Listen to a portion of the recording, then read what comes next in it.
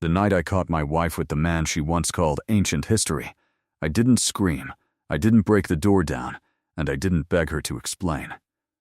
I just stood there in that hotel hallway, with my hand still wrapped around the cheap bouquet I'd bought from a gas station on the way over, and in one brutal second, 11 years of marriage collapsed so quietly I could actually hear my own heartbeat over the music coming from the reunion ballroom downstairs. If you've ever trusted somebody so completely that protecting yourself felt like insulting them, then you already know the kind of pain I'm talking about. My name is Owen Carter. My wife's name was Vanessa, and the man kissing her in room 614 of the Hawthorne Grand was named Luke Bennett. The same Luke Bennett she used to laugh about over coffee, the same Luke she called a dumb college face, the same Luke she promised me didn't matter. Funny how the people who don't matter always seem to find their way back into the center of somebody's betrayal. Vanessa and I had been married for 11 years. We lived in Charlotte, North Carolina, in a brick house with squeaky stairs and hydrangeas lining the walkway because she said they made the place feel soft. We didn't have children, not because we didn't want them, but because life had handed us that particular heartbreak twice and called it fate. Those losses did something to us. Or maybe they did something to me. They made me gentler, more careful, more grateful every morning I still had her beside me. I was the kind of husband who remembered how she took her coffee even when I was half asleep. I knew which song she played when she was sad and which one she blasted when she was cleaning. I knew she hated thunder but loved the smell after rain. I knew her father's medication schedule during the year he got sick because I was the one setting alarms for it. I took her mother to doctor appointments when Vanessa had late meetings. I sat in hospital chairs, held shaking hands, paid bills on time, and believed, really believed, that loyalty like that meant something permanent. That was my first mistake. The reunion invitation came in early September. Westfield University. 10-year reunion. 3 nights in Asheville. Alumni mixers, football tailgate, rooftop dinner, closing gala. Vanessa turned the envelope over in her hands like it was something alive. "You should go," I told her. She looked at me with that half smile I used to think meant honesty. "Maybe. I don't even know if anybody I care about will be there." Then she said it, casual as a dropped napkin. I heard Luke might not make it anyway. I remember glancing up from the kitchen island. "Luke?" "My college boyfriend," she said, rolling her eyes. "Trust me, not a loss." It didn't bother me then. Why would it? We were grown. We were stable. We were married. The only men I worried about were real men in present tense, not faded names from old yearbooks. For 2 weeks before the reunion, Vanessa acted like somebody turning a house upside down searching for a version of herself she used to be. She bought a new dress, returned it, bought another one. She started going on evening walks after dinner with her phone in her hand and a distant look in her eyes. She laughed at messages she didn't show me. She changed the passcode on her phone after years of using the same 4 digits. When I asked why, she said she'd had a security scare at work. That was my second mistake. I believed the answer because I loved the person giving it.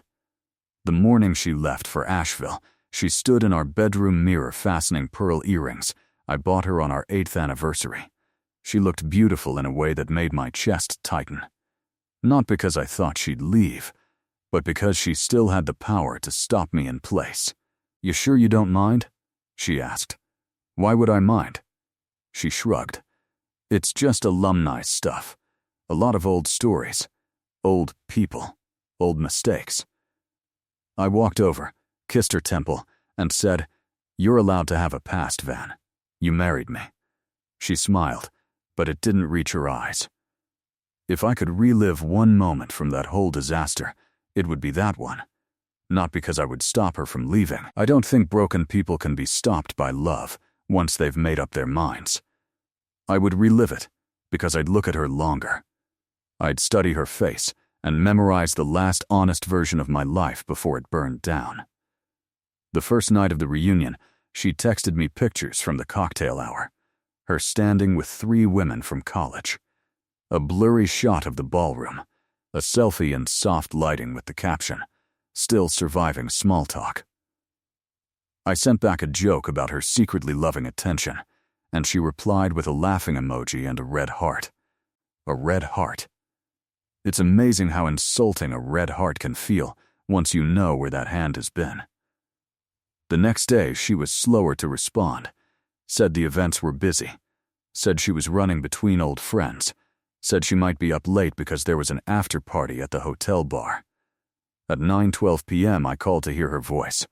No answer. At 9:19, she texted, "Can't talk. Too loud. Love you." At 9:21, for reasons I still can't fully explain, I grabbed my keys. Maybe it was instinct. Maybe it was pride. Maybe some part of me had already assembled the truth from all the little lies and just needed my body to catch up. Asheville was 2 hours away. I drove like a man chasing the final minutes of his marriage. The whole drive, I kept giving her excuses she hadn't earned. Maybe her phone died. Maybe she was drunk and with friends.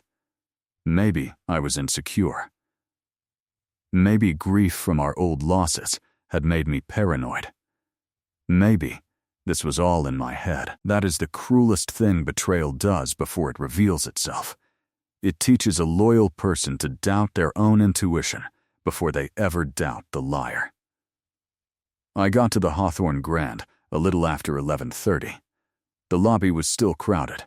Music floated down from the rooftop bar, and clusters of alumni were laughing like time had never touched them. I almost turned around right then. I almost decided surprising her was childish.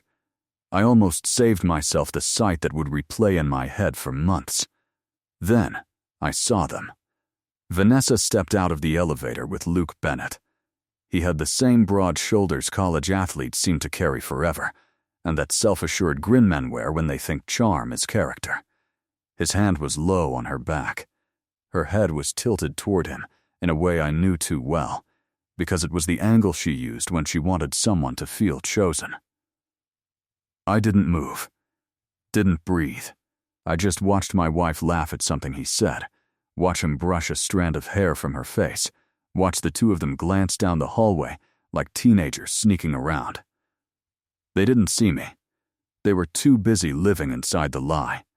I followed at a distance I never imagined I'd be capable of. Every step felt unreal, like I was walking through somebody else's nightmare. They stopped at room 614. Luke opened the door. Vanessa looked over her shoulder once, not with guilt, not with hesitation, just habit.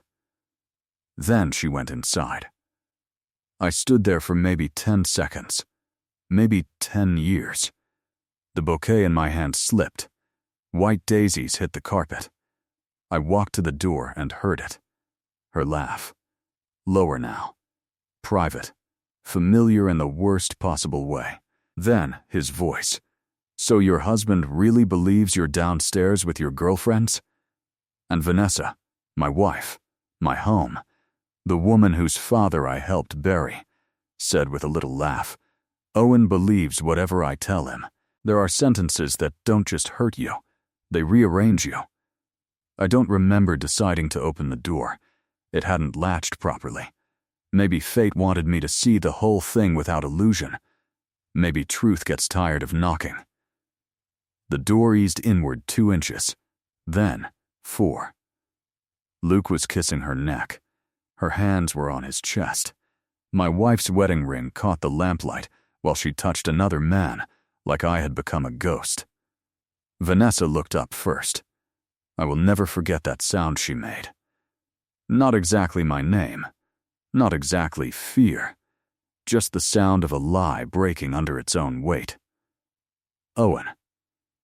Luke stepped back so fast he nearly hit the dresser. I should tell you I charged at him.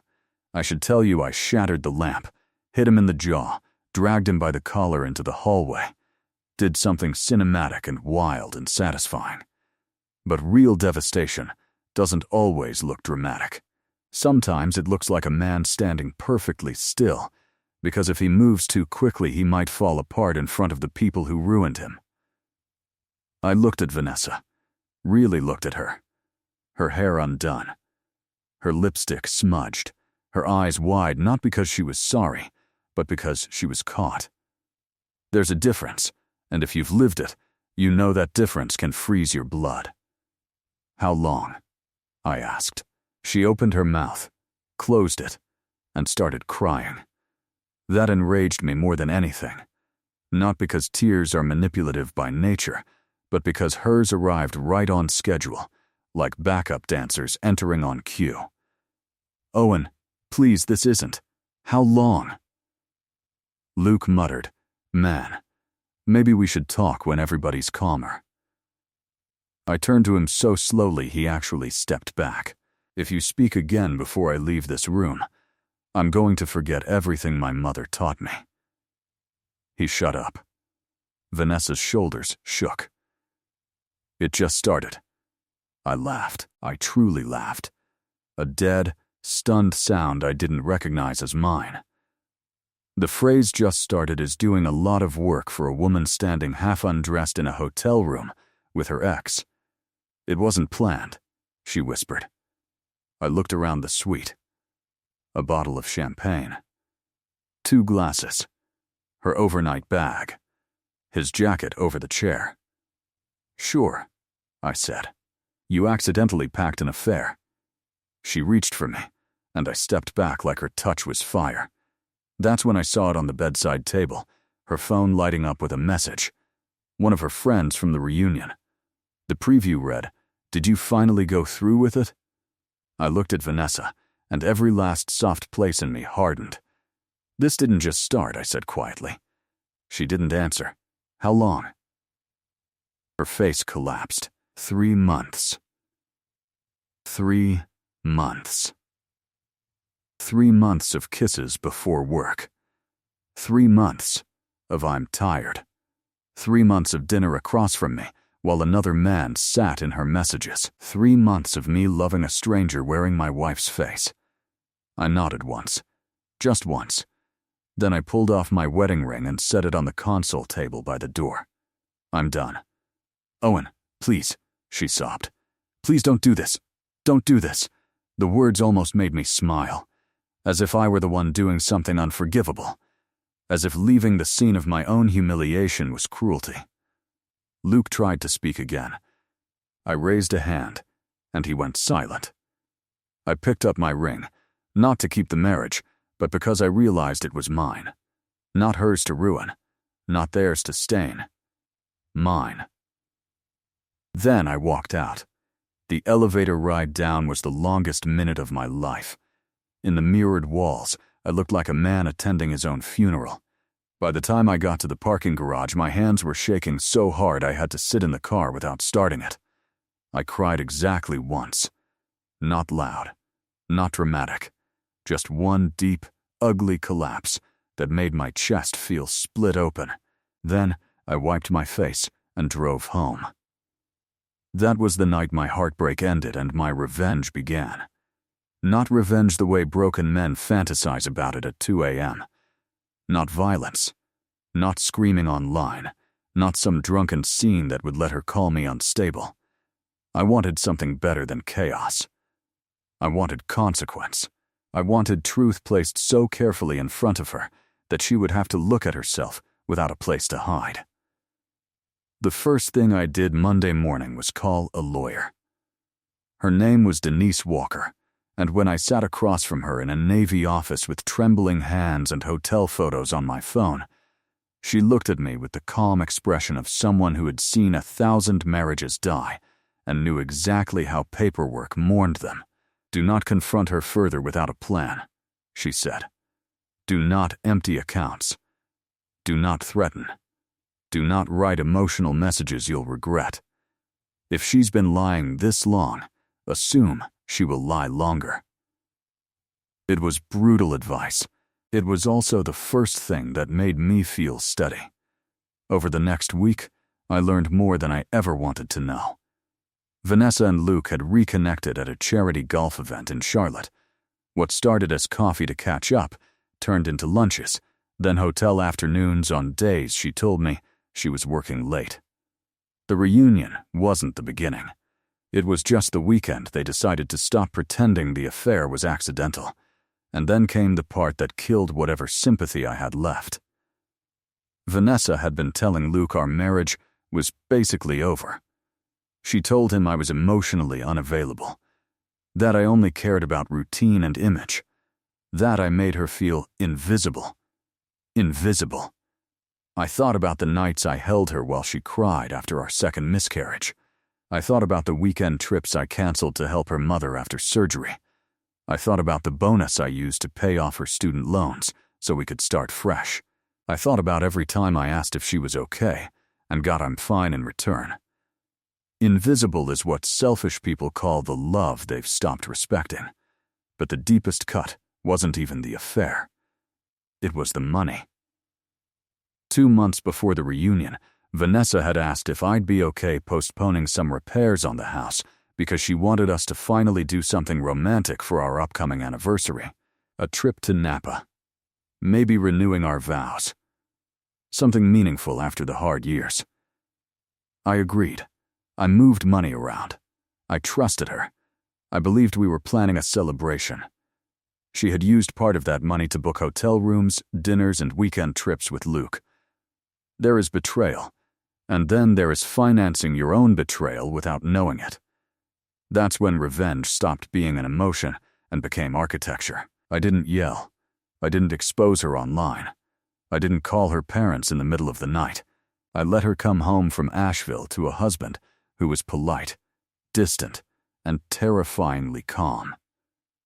She walked through the front door Sunday evening with swollen eyes and a rehearsed expression. Owen, I was at the kitchen sink washing a coffee mug. You should unpack. She stared at me like she didn't know where to begin. You're not going to say anything? I dried the mug and set it in the rack. Not until my lawyer tells me I should. You could actually see the blood drain from her face. For the next 12 days, we lived in the same house like two people waiting for a judge to enter the room. She cried. She apologized. She tried every version of remorse available to a cornered liar. It meant nothing. I was confused. I've been unhappy. I made a mistake. I still love you. He doesn't matter. I never meant to hurt you. We can fix this. That last one almost broke me, because only a selfish person looks at ashes and calls them repairable when they're not the one choking on the smoke. I slept in the guest room. I documented everything. I followed Denise's instructions. I copied financial records, saved messages Vanessa had left open, and let the facts become louder than my grief. The more evidence I collected, the less I felt crazy. That's another thing betrayal steals first. Your confidence in your own reality. Then, fate handed me one final gift. Vanessa didn't stop seeing him. A week after I caught them, she told me she was going to stay with her sister for space. She wasn't. She was meeting Luke at a condo one of his friends owned outside the city. Denise had hired an investigator because our state still allowed certain fault considerations in divorce proceedings when documented well enough. By the end of that week, I had everything. Photos, dates, receipts, a timeline.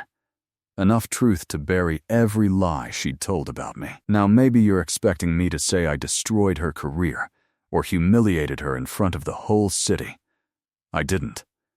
Real revenge isn't always about maximum destruction. Sometimes it's about choosing the exact pressure point where hypocrisy lives. Vanessa cared about 3 things more than anything: her reputation, her control over the narrative, and the image of being the woman everybody admired. So I waited for our anniversary dinner. It was her idea originally, back when she thought I knew nothing. A private dinner at my in-laws' house with both families and a few close friends. 10 years together. A toast. A catered meal. Photos in the backyard under string lights. When everything came out, She suggested canceling it. I said, no. Why? She asked. Confused, I looked her dead in the eyes and said, because I think endings deserve witnesses too.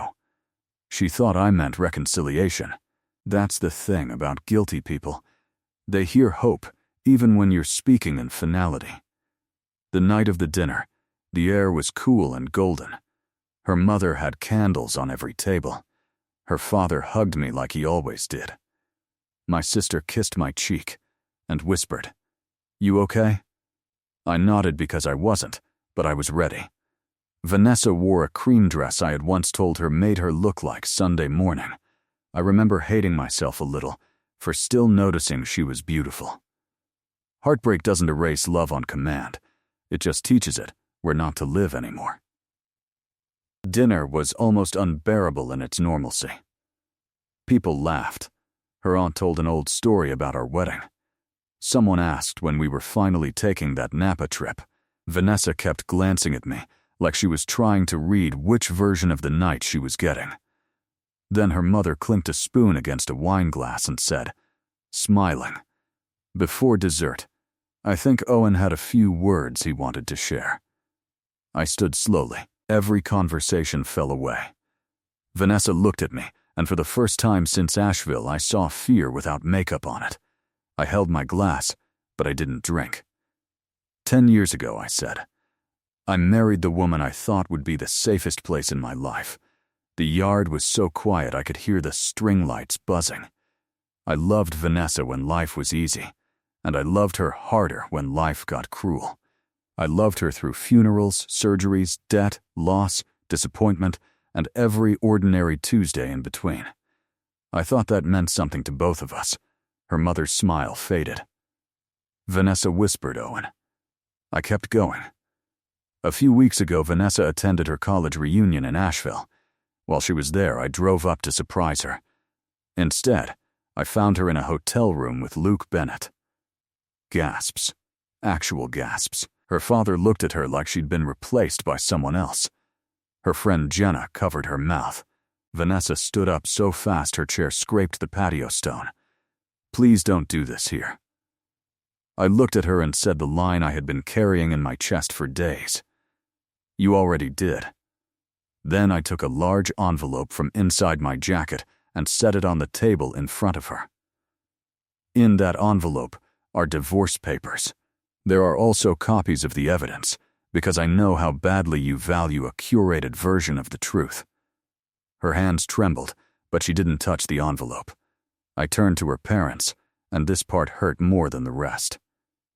"I'm sorry you had to learn this way. I loved your daughter honestly. I wanted this family honestly. But I will not be lied about to protect the people who betrayed me." That last line mattered, because by then, I already knew Vanessa had started telling people I'd become distant, cold, obsessive, maybe even controlling. She was laying groundwork, building herself a softer landing out of my reputation. Not tonight. I placed a second set of documents on the table. Timeline. Receipts. Photographs. Clean. Undeniable. Not for spectacle. For defense. Luke wasn't there, but his name sat in the silence like a stain. Vanessa started crying, the same way she had in that hotel room, but this time nobody rushed to comfort her. Nobody put an arm around her. Truth changes audience chemistry in a heartbeat. Her father looked at the papers, then at her, and said in a voice so low it barely carried, "Did you really do this?" She couldn't answer. That was the moment I realized revenge isn't the scream, it's the pause after the truth lands, when the liar has nothing left to hold on to but themselves. I took off my wedding band and placed it beside the envelope. "I didn't come here to destroy you," I said. "You did that on your own. I came here so I wouldn't have to spend the rest of my life defending the fact that I was faithful to someone who wasn't." Then I looked at the faces around that table, people who had watched us build a life, people who had toasted us, defended us, believed in us, and I felt something inside me loosen. Not because the pain was gone, but because it finally belonged to the right person. I left before dessert. My phone exploded before I reached the end of the street. Calls from family. Texts from friends. An apology from Vanessa's mother that made me cry in a grocery store parking lot 20 minutes later. A message from my sister that said, "I'm proud of you for not letting her rewrite your life." Vanessa called 16 times that night. I answered once. She was sobbing so hard I could barely understand her. Why would you humiliate me like that? I actually closed my eyes when she said it. Humiliate me. Not ruin us. Not betray you. Not I'm sorry. Humiliate me, I said very calmly, Vanessa. The most honest thing I've done for you in weeks is let people meet the consequences you worked so hard to avoid. Then I hung up. The divorce took 7 months. Luke disappeared by month 3. Apparently, men who enjoy stolen moments don't always enjoy real-life women with collapsing marriages, angry families, financial scrutiny, and no husband left to pay half the bills. He had loved the thrill, not the truth. That kind of man usually does. Vanessa moved into an apartment across town. I heard through mutual friends that she spiraled for a while. Missed work. Lost weight. Tried therapy. Tried dating Luke again. Tried blaming alcohol, grief, childhood wounds, me, timing, fate, loneliness. Every ghost except the one in her own mirror. Once, around month 5, she asked if we could meet. Against Denise's better judgment, I agreed. 1 coffee shop. 40 minutes. Public place. She looked older. Not physically. Exactly. More like regret had finally found where she lived. I know I don't deserve anything from you, she said, staring into her coffee. But I need you to know I did love you. I sat there for a long moment before answering. That's the tragedy, I said. I think you did. Just not enough to tell yourself no. She cried again, but differently this time. Less performative. More human. I don't know why I did it. Yes, you do, I said. You did it because you thought you could. Because you thought I'd still be here after. Because I made loyalty look easy, and you mistook that for weakness. She looked at me like I'd struck her. Maybe I had. With truth. When the divorce was final, I went home, sat on my back porch, and listened to the evening settle over the yard. No dramatic music, no fireworks, just wind in the hydrangeas, and a feeling I hadn't had in almost a year. Peace. Not happiness yet. That came later in smaller pieces. A full night's sleep, a morning without checking my phone, a weekend road trip alone that didn't feel lonely, cooking for myself and realizing silence wasn't empty when it wasn't filled with lies, trusting my own instincts again, laughing without guilt, breathing without that weight behind my ribs. And then came the part Vanessa never saw coming. Remember that anniversary money she talked me into setting aside? The vow renewal money, the Napa money. The money she helped turn into affair expenses before I found out. After the divorce settlement settled out and Denise helped untangle the mess, a portion of what I recovered became something else entirely. I used it to start a scholarship fund at Westfield University, not in Vanessa's name, not in mine, in my mother's name. Elaine Carter Memorial Scholarship for students who had lost a parent and needed help staying in school. My mother raised me to believe pain should never be wasted if you can turn it into shelter for someone else. She died before meeting Vanessa. Sometimes I think that was a mercy. The university invited me to speak at a small donor event the following spring. Just a modest ceremony. Nothing glamorous. I almost said no. Then I thought about all the ways my story could have ended. With bitterness. With destruction. With me becoming small enough to match what had been done to me.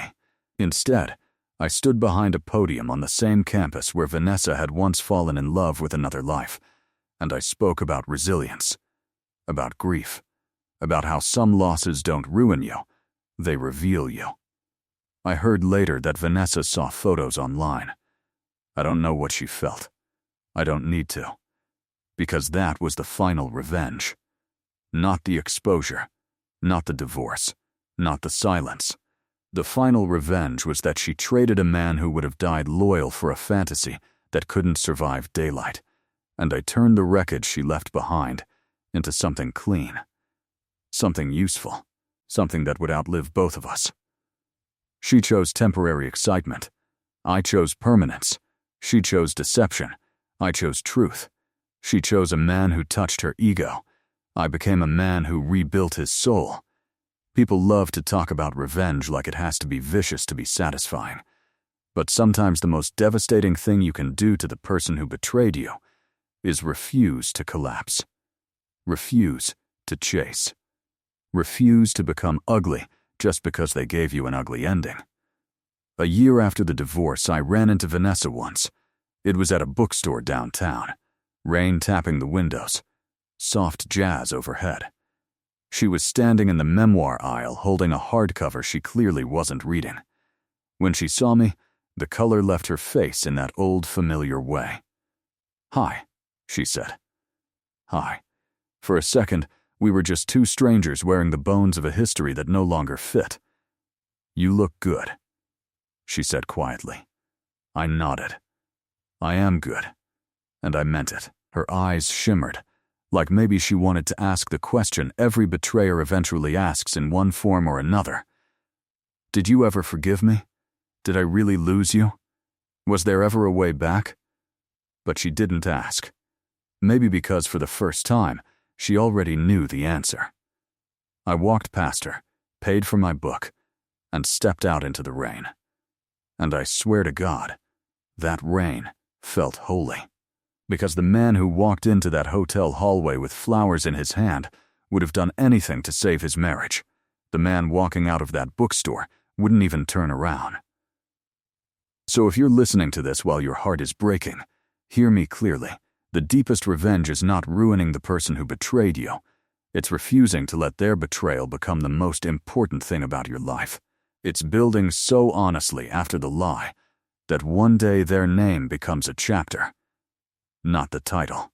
It's standing back up so completely that the people who broke you have to live with the sound of your footsteps moving on without them. Vanessa once told another man, "Owen believes whatever I tell him." She was wrong. I believed in love. I believed in marriage. I believed in the life I was building. And when all of that shattered, I learned to believe in something she could never take from me. Myself.